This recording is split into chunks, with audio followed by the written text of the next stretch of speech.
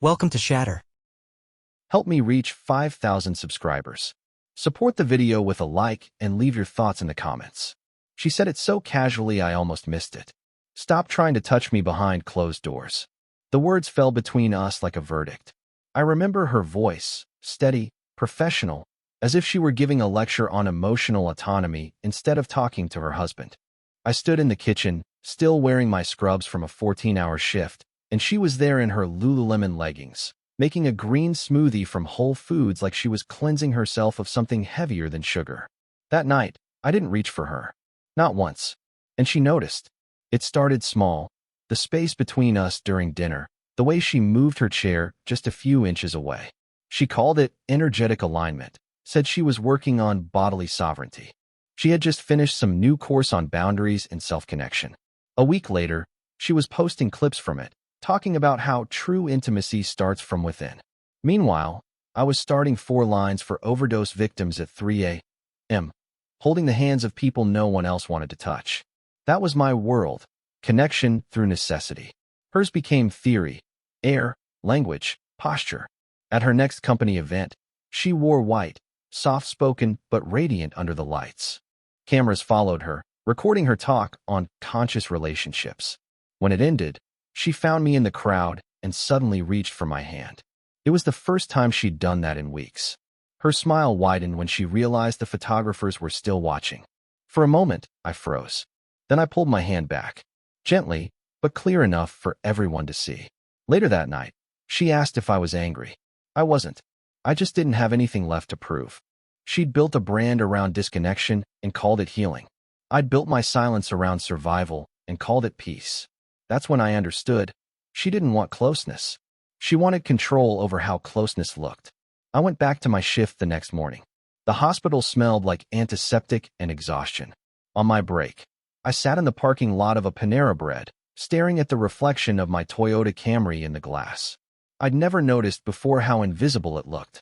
Reliable. Unremarkable. Just like me, until I stopped reaching back. A week later, she began calling it a season of individual expansion.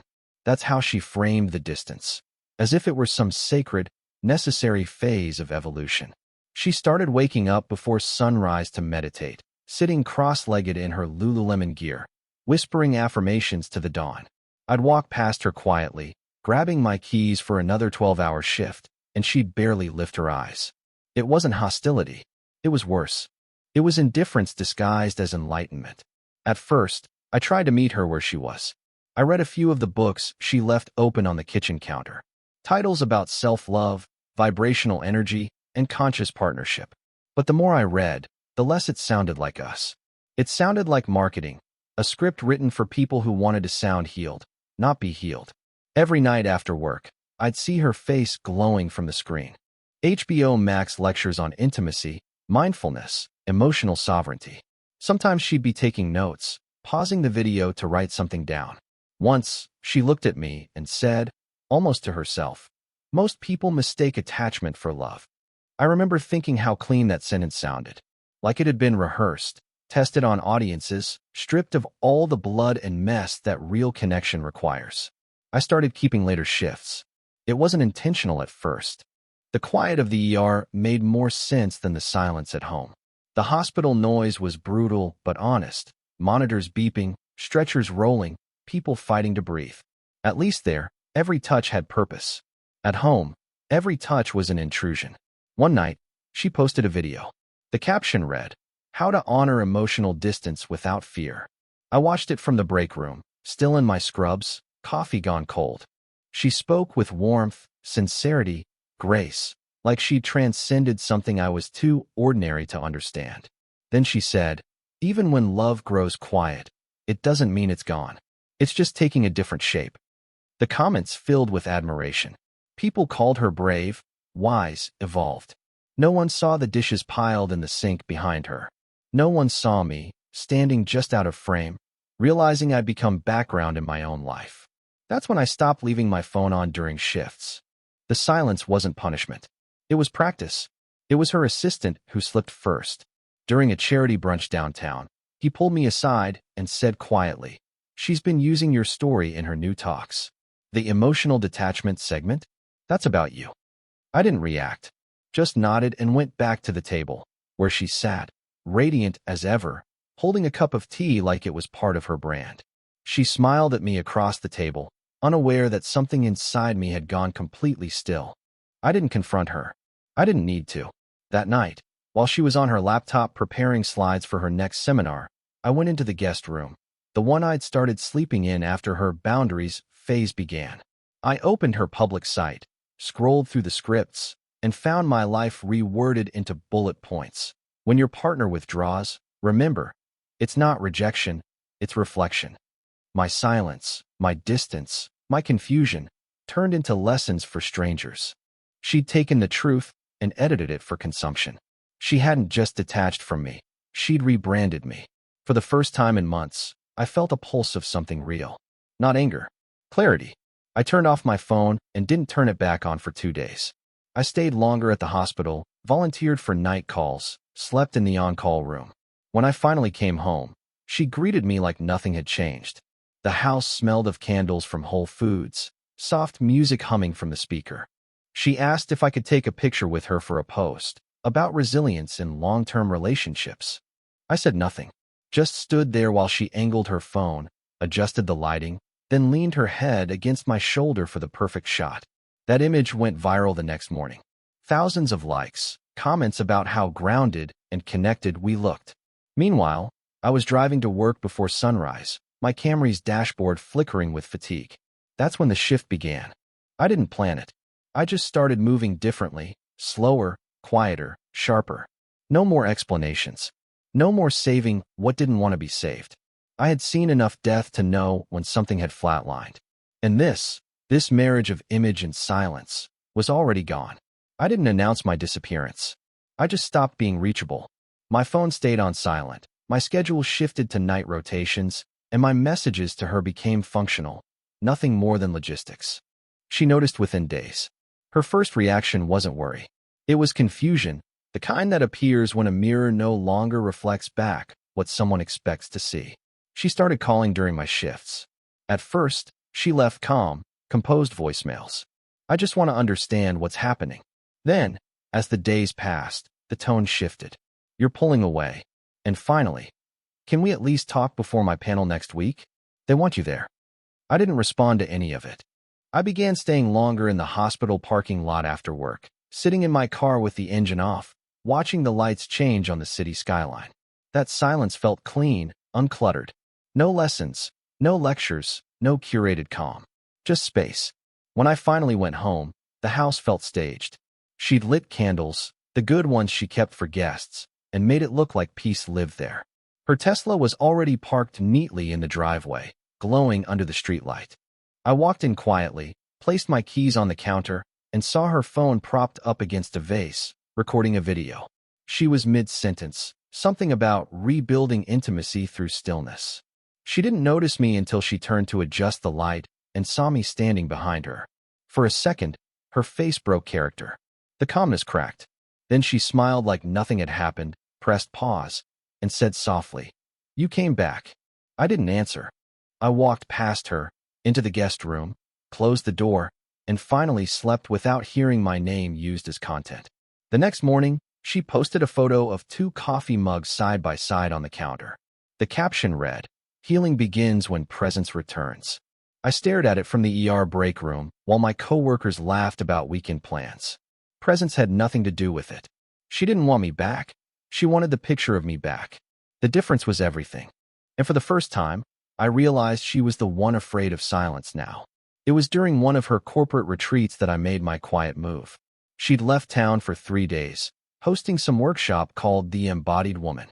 I saw the schedule in her planner: meditation, journaling, group reflection, all sponsored by Lululemon and a wellness brand that sold serenity by the hour. I didn't touch her things. I just stopped being traceable, turned off location sharing, deleted the shared calendar. The silence spread like fog. On the second night of her trip, she posted a story, her standing in front of a lake at dawn, hands raised, a caption underneath that said, "When we let go, love flows freely." It had thousands of likes before noon. I didn't watch the rest. I was sitting in my car outside the hospital, sipping coffee that had gone cold hours ago, realizing that her version of letting go meant freedom from accountability. That weekend, a coworker mentioned seeing her name online. "Your wife's got a new series, something about healing from emotional neglect. She's good, man. Real polished." I smiled politely, said nothing. Inside, something locked into place. She wasn't just rewriting the story, she was monetizing it. I didn't send her a message. Instead, I did something simpler. I redirected all my attention to the world that still made sense. Work, patience, motion. I picked up an extra rotation, transferred funds to a separate account, and turned off every notification tied to her brand. No announcement, just clean separation and silence. When she came back home, she noticed immediately. "You've been distant," she said, her voice trembling just enough to sound human again. I told her I was fine, just tired. She nodded, but her eyes scanned me like I was data. That's when she asked if I'd attend her next live event, a talk about the new masculinity, how men can evolve through stillness. I didn't laugh. I just said, "You wanted boundaries. I learned them." Then I left the room before she could turn that sentence into a quote. That night, she didn't post anything, not a single word.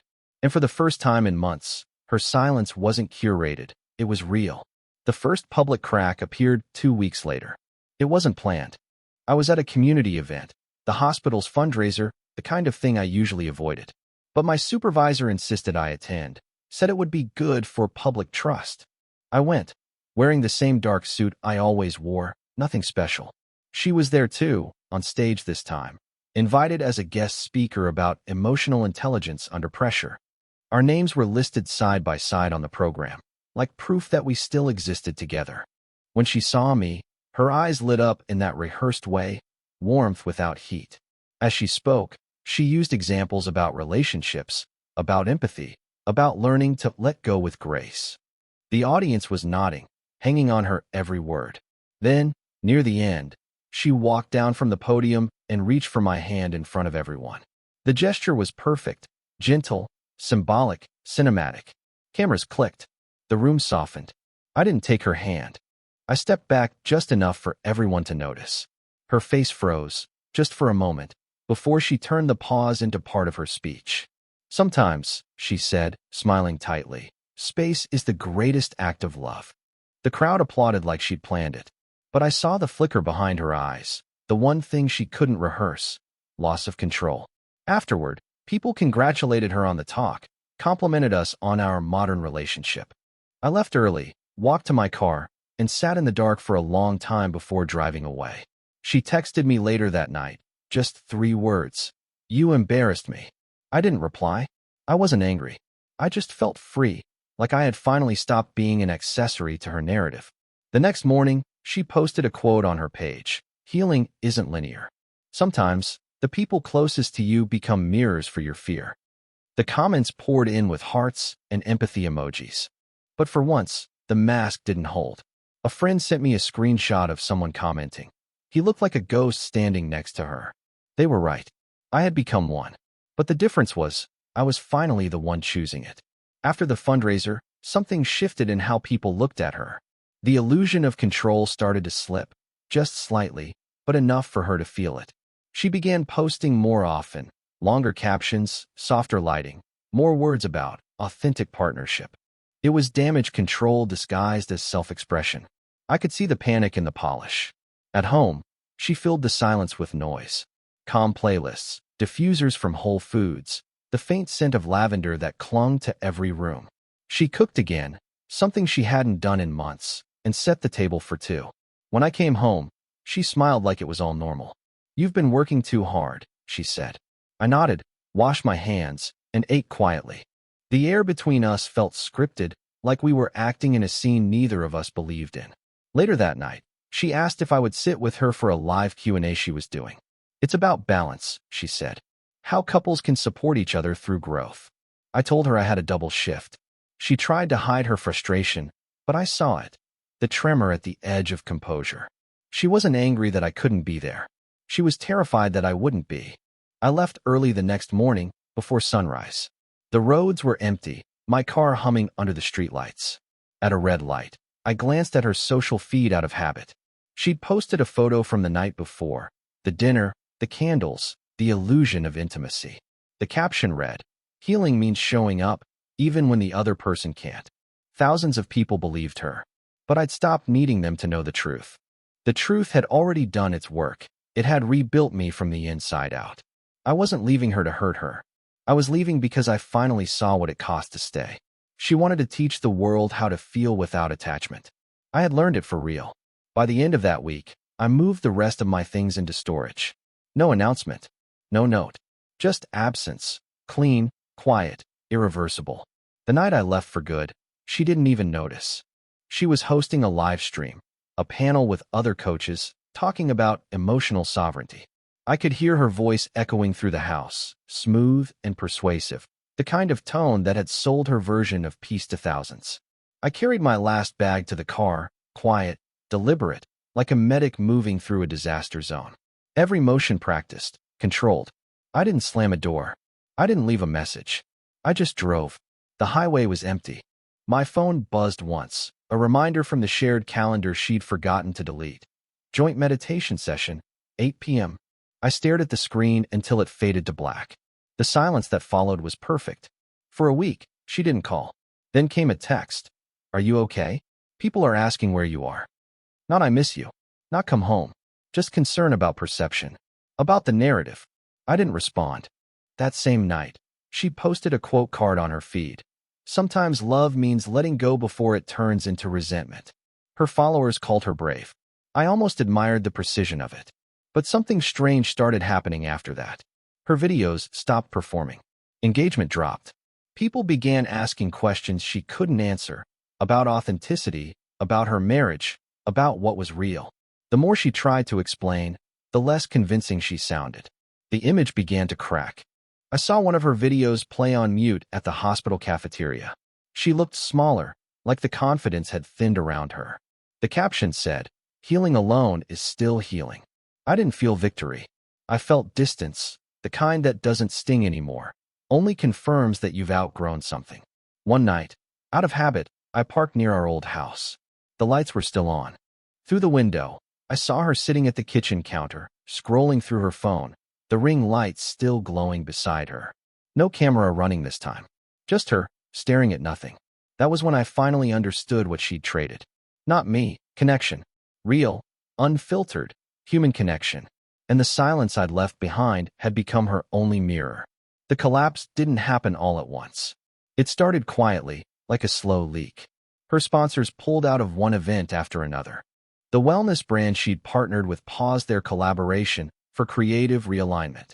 Then came the interview, the one where she tried to explain the shift in her life, how she was redefining partnership through solitude. It was supposed to be inspiring. Instead, it exposed everything. The interviewer asked, almost casually, "Is your husband still part of that journey?" Her pause lasted too long. The silence said more than any answer could. Within days, the clips spread online. People began dissecting her every word, noticing how her tone cracked, how her eyes darted off camera. Some accused her of hypocrisy. Others pitted her. And for the first time since all of this began, she went quiet. No posts. No quotes. No reflections. Just absence, the kind that used to come from me. I didn't celebrate. I didn't even smile.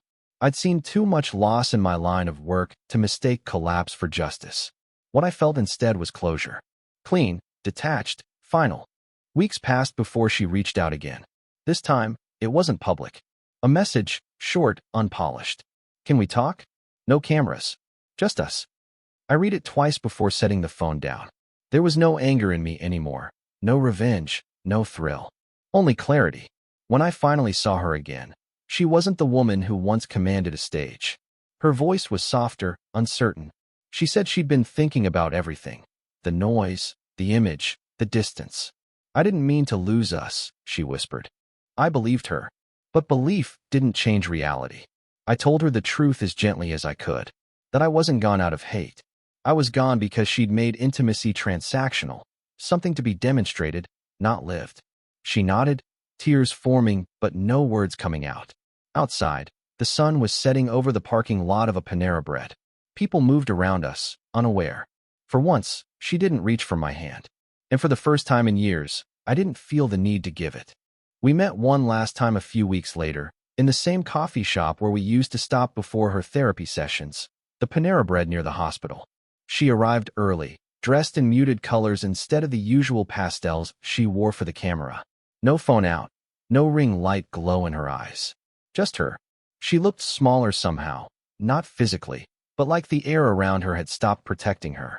I sat down across from her, and for a few minutes, we said nothing. The silence wasn't awkward. It was honest. She stirred her coffee and finally spoke. "I thought distance would make me stronger," she said quietly. But all it did was make everything hollow. I didn't respond. I'd learned that silence could say more than any explanation. She told me she'd shut down her coaching program, stepped away from public speaking. Said she couldn't talk about connection anymore, not after realizing how much of it she'd traded for control. Her voice cracked when she said, "You were never the problem. I just didn't know how to be touched without feeling exposed." I looked at her and felt nothing sharp, nothing bitter, just calm. The kind that comes when the storm finally burns itself out. I told her I was moving to another city, a trauma unit that needed experienced hands. She nodded, eyes glossy but steady. "You're really leaving this time, aren't you?" I finished my coffee and stood. "I didn't disappear," I said. "I just stopped showing up where I wasn't respected." For a moment, she didn't move. Then she reached across the table, slow, almost uncertain. Her hand hovered near mine. That same gesture she used to make for the cameras.